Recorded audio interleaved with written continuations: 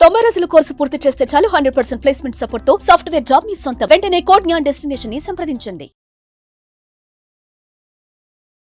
Welcome to Suman TV. నేను మీ Suman TV. నాకు Sunitha Williams గారు. ఇవాళ ఆవిడ పేరు ప్రస్తావించే ప్రతి ఒక్కరికి కూడా ఒకటే చెప్తాను, ఆ ఇన్స్పిరేషన్ ప్రతి ఒక్కరిలో ఉండాలి. ఆ ఓపిక, పట్టుదల, సహనం ఏదైతే ఉందో అది ప్రతి ఒక్కరూ కూడా నేర్చుకోవాల్సినటువంటి విషయాలు చాలా ఎక్కువగా ఉంది. 8 రోజుల కోసం అని చెప్పేసినటువంటి వెళ్ళిన మనిషి 8 నెలల పాటు అక్కడే ఉండే వస్తారా రారా అనేటువంటి దాని మీదే చాలా సందిగ్ధంలో ఉన్న ప్రాసెస్లో ఈరోజు మనం ఆవిడని చూడటం జరుగుతుంది. అయితే వీటికన్నిటికీ మూల కారణాలు ఏంటి, ఏం జరిగింది అనేది ఈరోజు మనతో పాటు హైకోర్టు అడ్వకేట్ అలగర్ రవీంద్రనాథ్ గారు ఉన్నారు. అది వారి మాట్లాడే తెలుసుకుందాం. Hello sir. హాయ్ అండి నాగరాజ్ గారు. సునీత విలియమ్స్ గారి స్ఫూర్తి ఈరోజు చాలామందికి ఈవెన్ సైకలాజికల్గా ఫేస్ చేస్తున్నటువంటి వాళ్ళైనా సరే, లేదంటే ఫిజికల్గా ఏదైనా డిజార్డర్ తోటో డిసీజ్ తోటో బాధపడుతున్నటువంటి ప్రతి ఒక్కరికి కూడా ఆవిడ ఫేస్ చేసినటువంటి ఈ 8-9 నెలల ప్రాసెస్ ఏదైతే ఉందో, అంటే ఆల్మోస్ట్ 9 months ప్రాసెస్ అనుకుందాం. ఈ ప్రాసెస్ పూర్తిదాయకం చెప్పడంలో ఏమాత్రం సందేహం లేదు. ఈ గ్యాప్లో అసలు ఏం జరిగింది? 8 రోజులు ట్రిప్ అనుకున్నారు, చూస్తేనేమో 9 నెలల వరకు సాగింది. ఏం జరిగింది? అందంగా కనిపిస్తున్న నక్షత్రాల నడుమ మధ్యలో చందమామ ఆరు బయట కాస్త పడకలో మంచం వేసుకొని పైకి చూస్తూ అమ్మ యొక్క గోరుముద్దలు తింటూ ఆకాశం వైపు చూస్తే అబ్బాయి ఎంత అద్భుతంగా ఉందో అనుకుంటాం. అటువంటిది మనందరికి కూడా ఒక కలగా మిగిలిపోతుంది. కానీ సునీత విలియమ్స్ గారి విషయంలో మాత్రం కలగా మిగిలిపోవాలి. అది ఒక అసాధ్యాన్ని సుసాధ్యం చేసినటువంటి ఒక వీర వనిత అని చెప్పుకోవచ్చు ఆమె. ముఖ్యంగా అలాంటి వ్యక్తి సమకాలికులుగా మనం ఉండడం నాగరాజు గారు, అంటే సునీత విలియమ్స్ లాంటి ఒక గొప్ప వ్యక్తితోటి మనం సమకాలికులుగా ఉన్నాం అని చెప్పుకోవడమే మహదానందంగా ఉంటుంది. ఎందుకంటే ఓపిక, పట్టుదల, సహనం ఏవైతే మనం రకరకాల వర్డ్స్ వాడతాం పర్సనాలిటీ డెవలప్మెంట్లో మాట్లాడుకున్నప్పుడు, కానీ మోటివేషన్స్లో మాట్లాడుకునేటప్పుడు ఈ రకరకాల వర్డ్స్ని మాట్లాడతాం. వీటన్నిటికీ పుస్తకాలు చదువుతాం, ఎవరెవరికో ఉదాహరణ చెప్తాం. కానీ సునీత విలియమ్స్ గారికి మించినటువంటి బహుశా ఉదాహరణ ఇంకొకటి ఉండే అవకాశమే లేదు.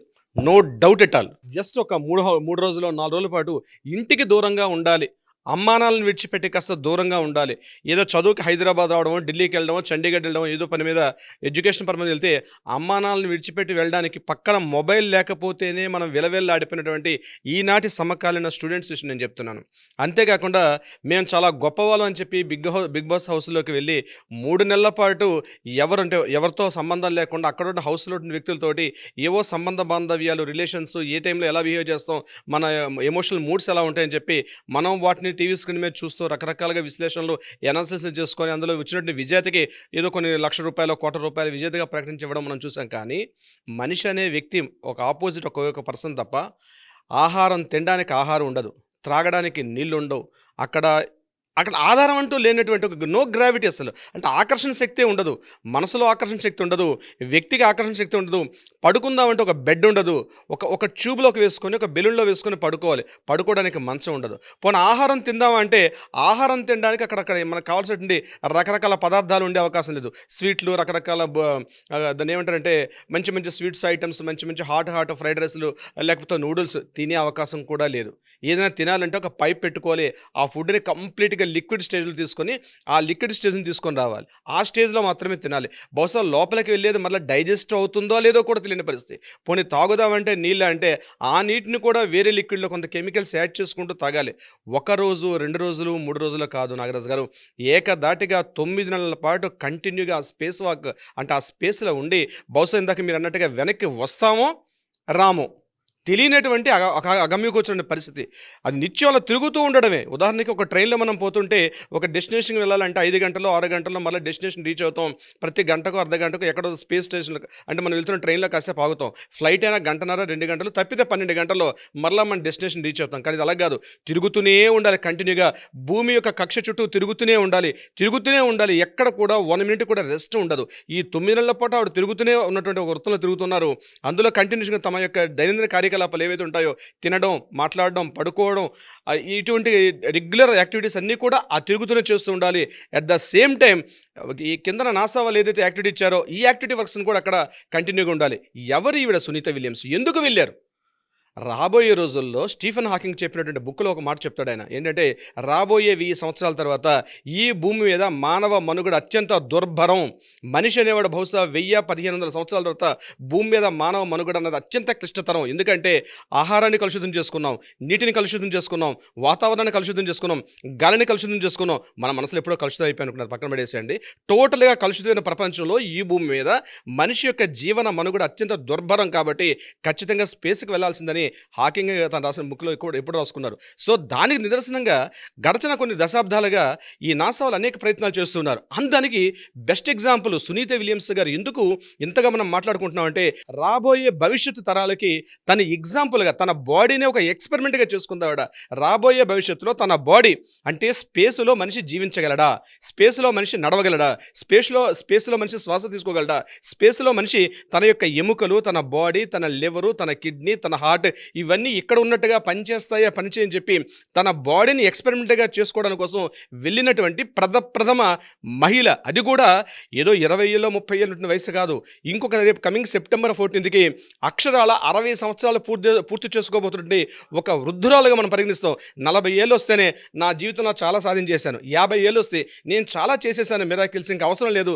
శ్రీశ్రీ గారు చెప్పినట్టు కొంతమంది యువకులు పుట్టుకతో వృద్ధులన్నట్టుగా అటువంటి యువకులకి ఈవిడ మార్గనిర్దేశకం చేస్తూ 60 ఏళ్ల వయసులో కూడా మీ 20 ఏళ్ల కుర్రవాళ్ళతో నేను పోటీ పడతాను అని చెప్పి అంతరిక్షంలో గ్రావిటీ లేని స్థితిలో తన జీవితాన్ని, తన లైఫ్ని పరంగా పెట్టుకొని సక్సెస్ఫుల్గా విజయవంతంగా పూర్తి చేసుకొని భూమి మీదకి ఈరోజు అంటే నిన్న అర్ధరాత్రి సోమవారం తెల్లవారుజామున మంగళవారం అంటే నిన్న 3:20 నాగరాజు గారు 1 గంట నుంచి మేమందరం కూడా ఊపిరి బిగపడుతూ ఒక ఇండియా పాకిస్తాన్ మ్యాచ్ కాదు అది, లేకపోతే ఇంకొకటి ఇన్సిడెంట్ కాదు, కానీ అంతకు మించిన క్యూరియాసిటీతో ఉదయం 3:20 ప్రతి సెకండ్ ఏమవుతుందో తెలియని ఆ ఉత్కంఠ టీవీ చూస్తుంటే కాసేపు అలాగా మనకు ఊపిరి కూడా ఆడలేదు పరిస్థితి. 3:20 ఆ మొత్తం యొక్క ఏదైతే క్యాప్సులు భూమి మీద ఇలాగా ఫ్లోరిడా తీరంలో వాలిందో మరలా ఒక 40 నిమిషాల పాటు ఏం జరుగుతుందో తెలియదు. అంటే నిజంగా అందులో మనుషులు సజీవంగా ఉన్నారా, ఏమైపోయారు తెలియదు. ఎందుకంటే ఆ క్యాప్సుల్ యొక్క ఎడ్జ్ బాడీస్ 19,000 డిగ్రీలతో టెంపరేచర్ తోటి బర్న్ అవుతుంటుంది. నాగరాజు గారు 100 డిగ్రీల టెంపరేచర్ అంటేనే మనం టీకి కాఫీకి పెట్టుకున్న వాటర్ మరుగుతుంది 100 డిగ్రీల స్థాయిలో. అటువంటిది 19,000 డిగ్రీల సెల్సియస్ అటువంటి క్యాప్సుల్ బాడీ అంతా కూడా మండుతుంటే అంటే భూమి వాతావరణంలో ప్రవేశించగానే ఇక్కడ వాతావరణానికి అక్కడ వాతావరణానికి తేడాతోటి ఒక్కసారి ఒక లావా టెంపరేచర్ తోటి మండుతుంటే క్యాప్సుల్ ఎకాఎకిన గంటకి నిమిషానికి కొన్ని వేల కిలోమీటర్ల స్పీడ్గా వస్తున్న క్యాప్సుల్ భూమి మీద గురుత్వాకర్షణ శక్తికి అదే స్పీడ్లో రాకుండా దాన్ని కాస్త నిరోధిస్తూ దానిని నిమిషానికి 5 కిలోమీటర్ల స్థాయికి తగ్గించుకునేట్టుగా ఆ పారాచూట్లతో దాన్ని కంట్రోల్ చేసుకుంటూ ఆ ఫ్లోరిడా తీరంలో ఆగుతున్న క్యాప్సుల్ని చూస్తే నిజంగా కాసేపు గూస్ బంప్స్. అంటే ఇది సంఘటన కాదు, ఏదో ఈరోజు సంఘటన జరిగింది సునీత విలియమ్స్ గారు వచ్చాడు కాదు, రాబోయే మన ముందు తరాలకి ఇది ఒక బెస్ట్ ఎగ్జాంపుల్.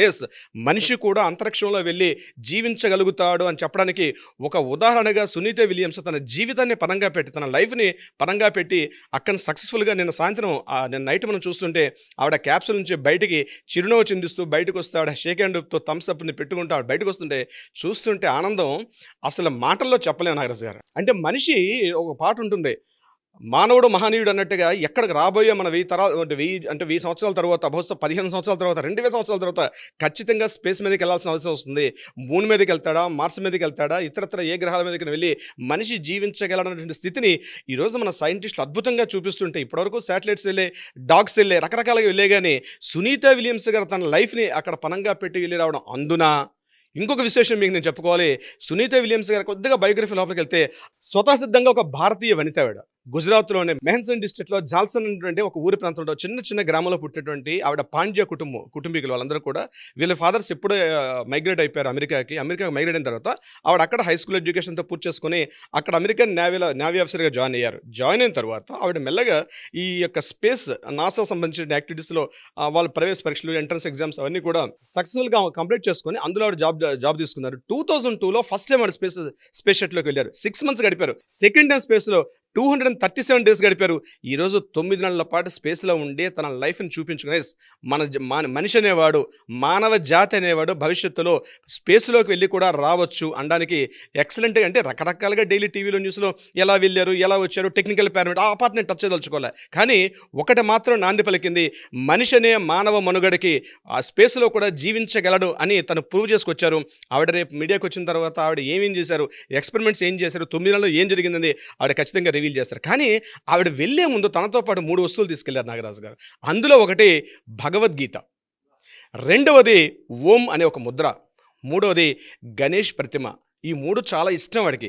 ఈ 3 వస్తువులను తీసుకెళ్ళారు. ఎప్పటికెప్పుడు భగవద్గీతలో ఉన్న సూక్తులు కృష్ణ పరమాత్మ చెప్పినటువంటి సూక్తుల్ని ఎప్పటికప్పుడు తన పరిశ్రమ. ఆవిడ ఓపిక అనేటువంటి ఆహారం తిన్నారేమో, ధైర్యం అన్నటువంటి ఒక నీటిని తాగారేమో అన్నట్టుగా ఆవిడ లైఫ్ ఆ భగవద్గీతలో కృష్ణ పరమాత్మ ఓపిక ఉండాలి, సహనం ఉండాలి, ధైర్యంగా ఎదుర్కోవాలి, ఎటువంటి క్లిష్ట పరిస్థితులు జరుగుతున్నా ఆ పరిస్థితులు తగ్గట్టుగా మనల్ని మనం మలుచుకోవాలని చెప్పి గీతా వాక్యాలను ఆవిడ ఇంతకుముందు ఫస్ట్ టైం వచ్చినప్పుడు కూడా ఒక మీడియాలో కూడా మాట్లాడిన మాటలు ఇప్పుడు కూడా మనకి యూట్యూబ్లో ఉన్నాయి.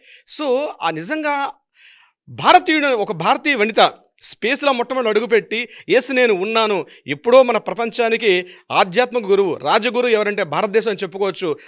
మరొక తరానికి నాందివాచకం పలకడంలో ఈరోజు కూడా భారతీయులు ముందున్నారని చెప్పడానికి సునీత విలియమ్స్ గారు ఈరోజు వేసినటువంటి అడుగు ఏదైతే ఉందో అడుగు రాబోయే మానవ జాతికి ఒక తొలి అడుగు అయితే అవకాశం ఉంటుంది. నాగరాజు గారు, hats off to Sunita Williams గారు. సునీత విలియమ్స్ గారికి, నాసా బృందానికి, ఎవరైతే ఈ యాక్షన్లో పార్టిసిపేట్ ఈ ప్రాజెక్ట్లో పార్టిసిపేట్ చేసిన ప్రతి ఒక్కరికి పేరు పేరున మన సుమన్ టీవీ తరపున, మీ తరపున, నా తరపున ధన్యవాదాలు తెలుపుకుంటున్నాం నాగరాజు గారు. థ్యాంక్ యూ సో మచ్ అండి. Thank you so much sir. Suman టీవీలో మీ పర్సనల్ అండ్ బిజినెస్ ప్రమోషన్స్ కోసం కింది నెంబర్కి కాంటాక్ట్ చేయండి.